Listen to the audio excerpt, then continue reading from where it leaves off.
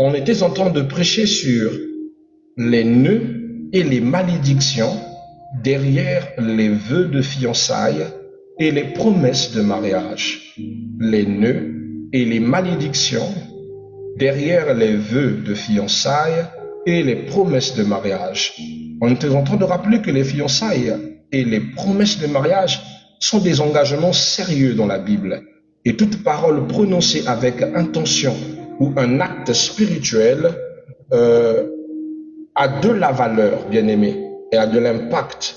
Beaucoup ignorent que certains vœux, bien-aimés, ou serments ou alliances peuvent créer des liens spirituels invisibles, et surtout lorsqu'ils sont faits dans l'émotion, dans la manipulation, la pression familiale, ou dans le contexte non lié avec la volonté de Dieu. Donc, on avait vraiment parlé énormément de ça. On avait posé la question, ce n'était pas de vivre dans la peur, mais plutôt de comprendre ces choses afin de mieux faire face. On avait recité le verset d'Ecclésiaste chapitre 5, verset 4 à 5, qui nous dit, lorsque tu fais un vœu à Dieu, ne tarde pas à l'accomplir. Il vaut mieux pour toi de ne point faire de vœu que d'en faire un et de ne pas l'accomplir. Donc, quand vous prenez un engagement de mariage, engagement de fiançailles, on a parlé de ça hier, c'est pas des choses anodines. Ça ne se rompt pas par coup de tête. On ne fait pas ça au hasard parce que ce sont réellement des choses qui vous attachent. Hier, je vous démontrais, je dis même hier le soir, j'ai démontré comment est-ce que le fiançailles était un nœud spirituel. Et j'ai démontré aussi que le fiançailles accorde la statue à l'homme le statut de mari, à la femme le statut de femme. Donc, dans le fiançailles, on peut t'appeler femme ou mari de quelqu'un. Ça veut dire que quand vous rentrez déjà dans le socle du fiançailles, vous avez créé une alliance qui existe et qui persiste si vous ne faites pas attention. Dans la parole, rompre le fiançailles, bien aimé, était de mauvais augure pour la femme. Une femme dont on a rompu le fiançailles, la Bible appelle cette femme répudiée et les hommes ne pouvaient pas vouloir d'elle. Il était difficile pour elle de se marier. Son mariage était négociable, même si elle était vierge. Comme elle a été rejetée, refoulée par son premier fiancé, elle est donc bafouée. Donc, il faut comprendre que c'est pas des choses qu'on prend à la légère. Et surtout pour ceux qui se déclarent par automatisation fiançailles parce que l'autre a fait une petite, on va dire quoi, une cérémonie plénière avec des bouquets de fleurs et d'alliances. Ce n'est pas ça les fiançailles. Les fiançailles sont attestées en famille. Bref. On avait parlé de la puissance spirituelle d'un vœu. On avait aussi parlé des nœuds spirituels, ce que signifiait le nœud dans la vie. On avait dit que le nœud spirituel représente une alliance non rompue, un attachement d'âme, une connexion émotionnelle et spirituellement persistante. On avait parlé de tout ça, je ne reviens pas dessus, parce que vous retrouverez cela en ligne. C'est déjà en ligne notre prédication d'hier soir. Si vous voulez vraiment en apprendre beaucoup plus, vous verrez ça là-bas. Sinon, avec le peu de temps que nous avions, nous ne pourrons pas parler de ce qui concerne notre enseignement du jour. On avait parlé aussi des dangers des promesses faites hors de la volonté de Dieu. Et aujourd'hui, nous parlerons des conséquences. Non, on avait aussi parlé de ça. Les conséquences possibles des alliances mal alignées. On avait parlé de ça. On avait dit que quand vous rentrez, par exemple, dans un fiançailles et que dans un mariage ou dans une promesse de mariage que vous n'avez pas honoré, vous avez brisé, vous êtes parti, vous pensez que votre vie sera en paix. Non. Vous allez constater que après avoir commis ces actes, vous avez réellement pactisé, lié votre vie, attaché votre vie et même mis votre vie en évidence spirituelle dans des difficultés de se remarier, de se relancer, de vivre un couple sain. Parce que certaines personnes vont constater, après avoir commis la rupture de fiançailles, rupture de mariage, des choses similaires que je vais citer, des blocages répétitifs au mariage, difficultés d'entrer dans le mariage, des projets de mariage qui n'aboutiront pas, des rêves persistants avec l'ancien partenaire, et pourtant vous êtes passé à autre chose Mais votre esprit vous ramène toujours dans votre ancienne relation, des difficultés à s'attacher à quelqu'un d'autre. Vous êtes dans la relation, mais votre cœur n'est pas là à 100%. Vous n'êtes pas vraiment, c'est-à-dire vous n'êtes pas motivé. L'homme vous aime, la femme vous aime, mais vous, à cause de votre ancienne alliance que vous avez brisée, vous avez plutôt rompu, mais pas brisé, vous avez du mal à avancer. La relation devient toxique, il vous étouffe, il vous énerve et pourtant il vous aime. Il est présent, il vous appelle tout le temps, pour vous il vous agace. Or que c'est vous qui avez un problème. Votre âme appartient à un autre et vous n'avez pas encore détaché votre âme. Il est en captivité par l'alliance de fiançailles et l'alliance de promesse de mariage que vous avez faite. Vous avez engagé votre âme et votre âme n'acceptera pas un autre homme sans se révéler. C'est comme ça que vous êtes en couple pour vous remettre dans une relation sérieuse, mais vous n'êtes pas en paix. Votre âme ne vous laisse pas en paix. Il vous torture, vous êtes mal à l'aise jusqu'à ce que vous allez casser cette relation. Le problème n'est même pas l'homme, mais c'est vous qui n'êtes pas prêt pour passer à autre chose parce que vous êtes attaché quelque part sans le savoir. On avait parlé de ça hier soir. On avait parlé d'un autre ressentiment, les difficultés à s'attacher à quelqu'un d'autre, l'oppression spirituelle, les sentiments liés ou le sentiment d'être lié. On avait dit que cela peut révéler une alliance émotionnelle non brisée, une parole non annulée, un pacte culturel non renversé.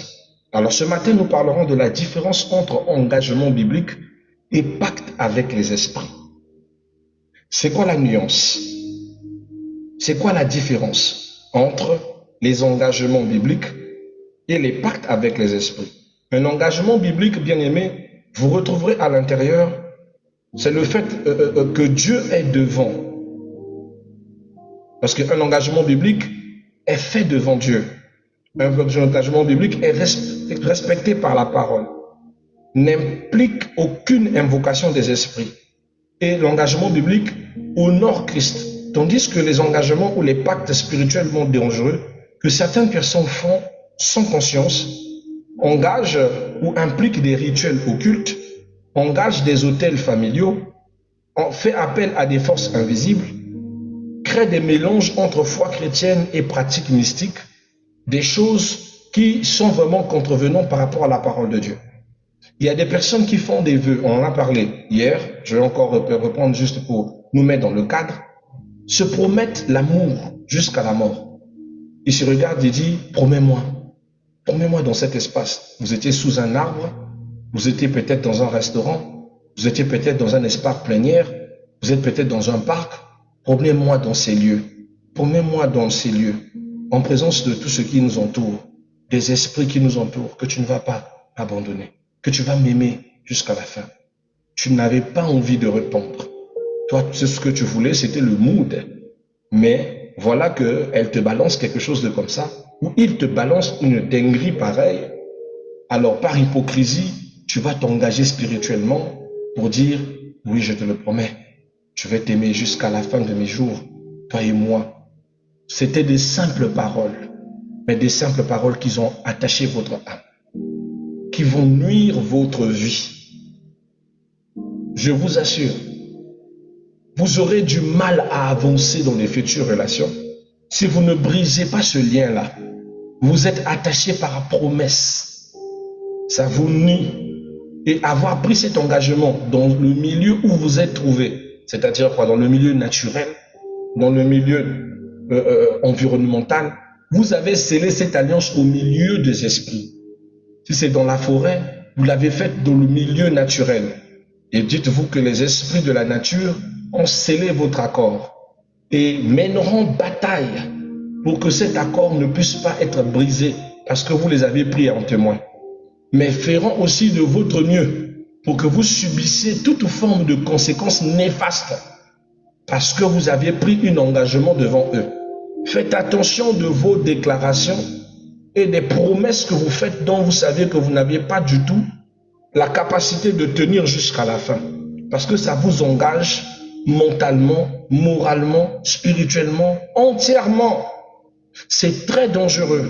Ne vous engagez pas comme ça. Si vous n'êtes pas sincère, vous n'êtes pas prêt à aller jusqu'au bout. Ne laissez pas les émotions vous pousser à accepter le « je vais t'aimer jusqu'à ma vie », après tu n'arrives pas du tout à honorer ces paroles. Parce que dites-vous que le jour où vous avez déclaré ça, je l'avais dit hier, vous avez ouvert une grande porte. Vous savez, lorsque vous aviez encore le projet dans votre tête, le combat n'y est pas. Mais à chaque fois, au moment où vous avez décidé de demander en mariage votre partenaire, c'est là que tous les combats vont commencer. Parce que avant d'avoir demandé la main de cette femme, avant d'avoir accepté ce frère, vos combats familiaux n'entraient pas dans votre relation. Vous subissez vos propres batailles de couple, mais qui n'étaient pas assez importantes. Mais lorsque vous aurez accepté, dites dire oui, je le veux. Bien aimé, c'est là que toutes les batailles vont commencer. Tous les esprits de vos familles, les réclamations familiaux et les forces obscures vont s'acharner pour vous combattre. Mais pas que, il faut que je vous rappelle, je dis ça hier, même l'Esprit de Dieu présent lorsque vous avez fait ce vœu, lorsque tu as dit oui, je veux, ou encore oui, veux-tu être ma fiancée? Oui. Cet esprit aussi sera là pour veiller sur votre vœu, mais aussi pour laisser et organiser des épreuves pour que vous reconnaissiez la valeur de votre vœu. Ça ne va pas être facile. Voilà pourquoi tous les combats commencent qu'à l'instant là. Et moi, je conseille souvent aux jeunes de ne pas aller faire ce vœu si vous n'êtes pas financièrement déjà préparé au mariage. C'est-à-dire, si vous n'avez pas encore tout placé pour aller au mariage, ne faites pas ce vœu. Si vous êtes déjà en train de consommer le sexe avant le mariage, ne faites pas d'abord ce vœu. Faites d'abord, mettez d'abord du côté, organisez-vous, apprêtez votre mariage à cognito, personne ne sait, vous avez acheté les choses maritales, vous avez mis de l'argent à côté, après, faites ce vœu et allez vers vos parents pour conclure cela. Vous n'aurez aucun combat. Mais si vous vous hasardez, vous n'êtes pas encore prêt, vous déclarez de votre bouche que vous voulez épouser votre femme, épouser votre mari, et entrer dans le socle du mariage, bien aimé, ce jour-là va commencer des séries de malheurs. Vous allez remarquer que tout va chambouler, les blocages, monsieur sans raison comme ça là-bas, on ne veut plus de lui au travail, le contrat est rompu, patati patata. Je l'avais expliqué hier. Ce sont les conséquences du vœu et de la promesse. Les esprits vont s'acharner contre vous. Esprit de Dieu qui vous protège, vous protégera, mais permettra. Parce qu'il faut que vous montrez que vous êtes digne d'entrer dans le matrimonium et aussi d'y demeurer. C'est pas facile du tout, c'est infernal. Souvent, beaucoup de couples s'en sortent après 4 ans de fiançailles, 3 ans s'ils sont vraiment têtus, s'ils n'ont jamais consommé le sexe, moins d'1 année. Ils finissent par tout arranger et se marier. Mais les couples qui ont consommé le sexe avant le mariage, là, ce sont ceux qui peinent après le vœu de promesse de mariage. Ils font ça parce qu'ils sont déjà liés. Et les esprits communs s'acharneront contre votre développement. Le pire dans ça, ça sera qu'au lieu d'aller au bout de votre quête, vous décidez de rompre après avoir fait ce vœu. Vous êtes encore doublement foutu. Parce que vous avez rompu par votre bouche, mais le lien que vous avez créé lorsque tu as dit oui, oui, je le veux, oui, tu es maintenant mon fiancé, oui, devant mes parents, oui, tu as fait boire la boisson, c'est foutu. Si tu ne prends pas conscience de comment briser les liens d'âme, tu ne vas pas trouver du bonheur ailleurs. Tu vas même te marier, c'est possible d'aller te marier après cette alliance, mais malheureuse. L'amour sera pas assis. Le romantisme part perdu. La vie du couple mort. Tu es dans un autre foyer, mais tu continues de rêver d'un autre homme. Tu ne seras libéré de cet homme-là que si il meurt ou si tu prends conscience de ce lien d'âme pour aller couper ça. Ce sont des réalités que beaucoup de couples vivent, mais ne comprennent pas pourquoi. Tu essayes de refaire ta vie Mais quand tu es engagé, c'est pas ça. Tu sais que l'autre fait de son mieux, mais toi, tu as du mal à te synchroniser. Parce que ton âme est restée quelque part. Donc, faites attention, c'est des choses que vous ne devez pas prendre à la légère. Alors, comment briser un nœud ou une alliance non voulue? Qu'est-ce que la Bible enseigne sur les méthodes de brisement ou de délivrance des nœuds ou des alliances non voulues? Alors, la bonne nouvelle, bien aimé, c'est que c'est possible. Dans Colossiens chapitre 2, verset 14 au verset 15, la Bible dit, il a effacé l'acte dont les ordonnances nous condamnaient. Il l'a détruit en les clouant à la croix. Ça veut dire que c'est facile, c'est possible, car Jésus, en venant sur cette terre, nous a accordé la capacité d'être affranchis, d'être libérés des ordonnances qui nous condamnent. En Christ, toute alliance illégale peut être annulée. Je précise, alliance illégale. Si ce sont des alliances légaux, telles que le mariage, et que vous voulez le rompre sans fondement, impossible. Vous risquez de vous remarier et d'être adultère et de le rester jusqu'à la fin de votre vie tant que le partenaire ne meurt pas. Parce que dans le mariage, c'est pour le meilleur et c'est pour le pire. C'est jusqu'à ce que la mort vous sépare. Voilà pourquoi Romains 7 premier dit, tant que le débiteur de la loi existe encore, la loi est toujours d'actif. Mais quand celui-ci est mort, alors la femme est libre de se remarier. La liberté de la femme ne sera accordée qu'à la mort du mari. Donc vous qui prenez les fiançailles bêtes là, fiancés 10 fois là, vraiment, ça faisait très attention. Ou qui rentrez dans le mariage, après tu dis que non, tu n'en veux plus comme une gamine, tu veux aller ailleurs. Maman, est-ce que spirituellement, tu restes marié à cet individu? Tant qu'il n'a pas péché ou il n'a pas causé les principes qui te permettent de sortir légalement du mariage, le nœud va persister.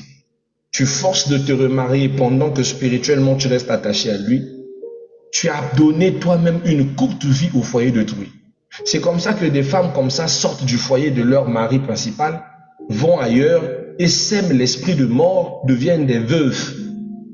Parce que tu as emmené ce sale esprit depuis ton mariage. Voilà pourquoi je dis toujours, cher bien-aimé, je suis avec une femme qui avait déjà été mariée et que tu ne connais pas les origines de son divorce.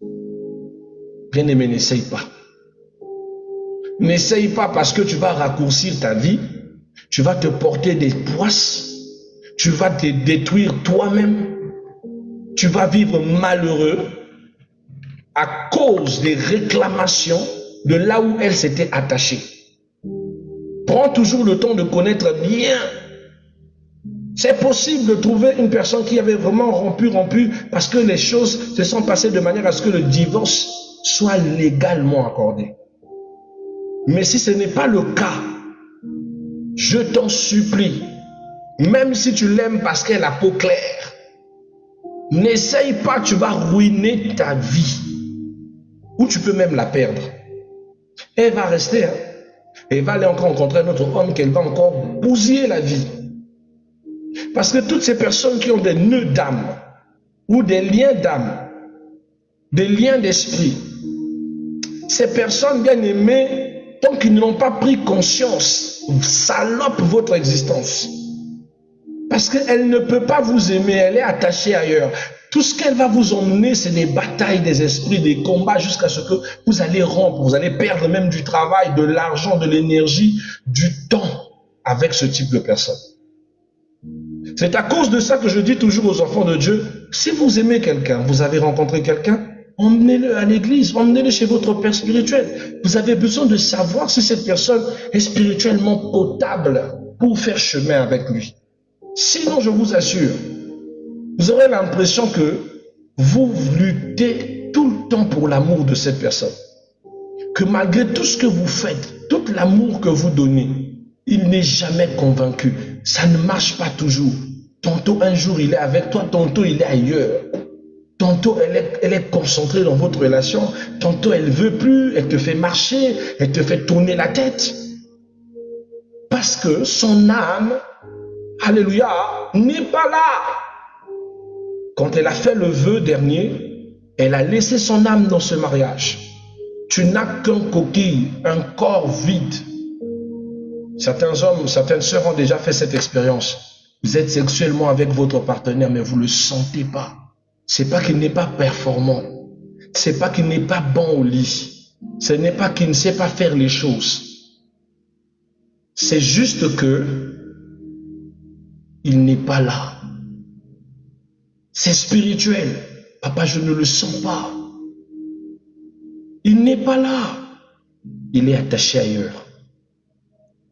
Vous êtes mariés sur le papier, mais spirituellement, il est toujours marié ailleurs.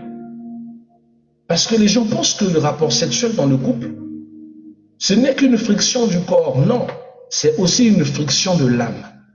C'est les deux âmes qui se synchronisent. Mais vous pouvez faire l'action et quand vous remarquez que votre âme ne se synchronise pas, mais vous êtes en train de commettre l'action, c'est comme si vous couchez avec un inconnu. Vous ne ressentez rien. Il n'y a aucun plaisir, aucun bonheur à ça. Ça ne vous soulage pas, ça ne vous soigne pas spirituellement. Vous êtes comme si vous étiez en train avec un étranger. Parce que vous avez lié votre âme quelque part où elle a lié son âme ailleurs. Vivre avec quelqu'un de comme ça, c'est aujourd'hui la paix, demain c'est le feu. Mais plus de feu dans votre ménage, de problèmes, des choses qui font que vous êtes toujours loin de l'autre, que de la joie. Vous êtes triste d'avoir épousé ce genre de personne. Il va nuire à votre santé mentale, nuire à votre santé spirituelle. Vous allez vous épuiser parce que vous êtes engagé avec la mauvaise personne. Amen. Elle n'a pas rompu avec son passé. Elle va te créer énormément de problèmes. Vous devez savoir que en Christ, toute alliance illégale peut être annulée. Toute parole mal prononcée peut être renversée. Tout pacte peut être brisé. Je dis tout pacte en Jésus est brisable. Qu'est-ce qu'il faut faire? La première des choses, c'est de reconnaître l'existence de ce pacte et de se repentir sincèrement. C'est toujours accompagné. Ce genre de prière, ne le faites pas seul, faites-le accompagné par un guide spirituel qui va vous aider à faire ce procédure. Parce que la première des choses, la reconnaître, la partie de la repentance sincère, le renoncement verbal, apprendre à renoncer à vos vœux, à vos paroles, à renoncer catégoriquement. Prier pour l'annulation de cette parole en suppliant Dieu dans le principe du jeûne et prière. La proclamation de la liberté en Christ, s'enraciner dans le principe de la liberté en Christ pour être libre de cette réclamation ou de ce nœud. La cinquième des choses, avoir une vie alignée avec la parole de Dieu. Quand vous avez déjà causaqué avec le vœu, vous ne pouvez plus commettre des bêtises. Ça veut dire que quand vous savez déjà que vous avez causaqué avec un vœu, que vous n'avez pas honoré jusqu'au bout, arrêtez de coucher hors mariage ou arrêtez de coucher avant le mariage. Mettez de la réglementation. Bien aimé, vous allez vivre tranquille. Mais si vous essayez seulement de coucher, vous allez réveiller les vieux liens là.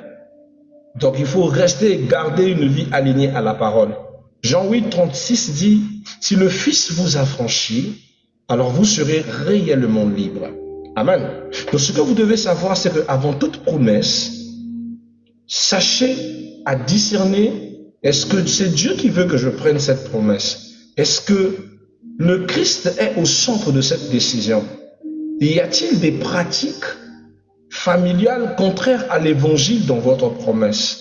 Vous devez savoir, est-ce que j'ai la paix intérieure?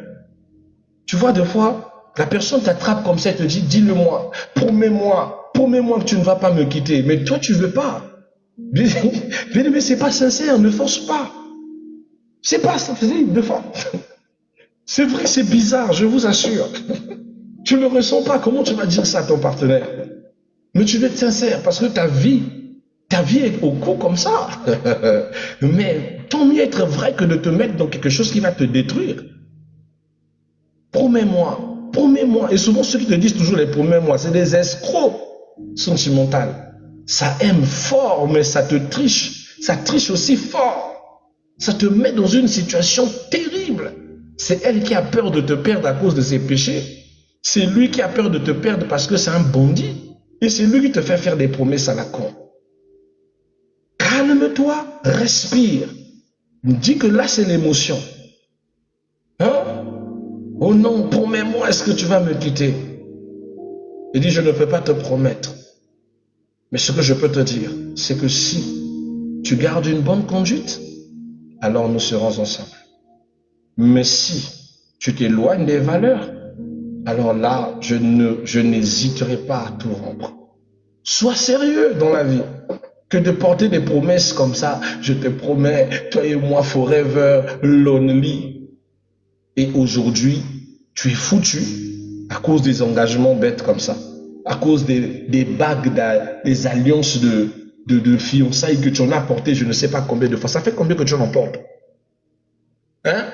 Oh non, tu vois pas ma mère, bague de fiançailles, c'était Martin, c'est Jacques, c'est Bertrand. Combien de fiancés? Toi-même, tu es fiancé combien de fois? Tu vois pas que ta vie ne va pas bien? J'ai des réclamations, ça va pas, c'est pas normal. Ça veut dire que toi, tu es la femme de plusieurs personnes. Tu n'es pas la copine, mais la femme de plusieurs personnes. Parce que dans les fiançailles, la femme, la fille reçoit le droit d'être appelée femme. Allez, faut faire attention à ces choses. Tombez pas dans ça. Proverbe 3,6 dit, reconnais-le dans toutes tes voies et il aplanira tes chantiers. Si tu mets le Seigneur dans toutes tes voies, il va t'aider à ne pas commettre ce genre d'erreurs, à ne pas aller au-delà du chemin droit. Vous devez savoir que les fiançailles ne sont pas un jeu. Les promesses ne sont pas des décorations ou ne sont pas à titre décoratif. Car toute parole a un poids spirituel. Mais en Jésus-Christ, il n'y a pas de fatalité, il n'y a pas de malédiction irréversible, il n'y a pas de pacte plus fort que la croix. C'est la seule chose que vous devez sceller dans votre cœur. Alléluia. Mais ça ne doit pas vous pousser à penser que vous pouvez tester tout le monde, aller goûter tout le monde, vous engager bêtement avec tout le monde. Non. Soyez sûr de ce que vous faites quand vous vous engagez dans la vie de quelqu'un, parce que vous n'engagez pas que vous. Vous engagez aussi votre âme. Votre corps peut partir, mais votre âme reste attachée à la personne. Ce n'est pas quelqu'un qui l'a attaché ni les sorciers, c'est vous. Dans vos promesses, dans vos déclarations, je ne te quitterai pas, même si le ciel tourne, même si la terre se transforme en dragon. C'est toi qui l'as dit. Et ce vœu-là n'est que brisable. Si ce n'est pas par Jésus-Christ, c'est par la mort. D'accord? Voilà, bien aimé, c'était notre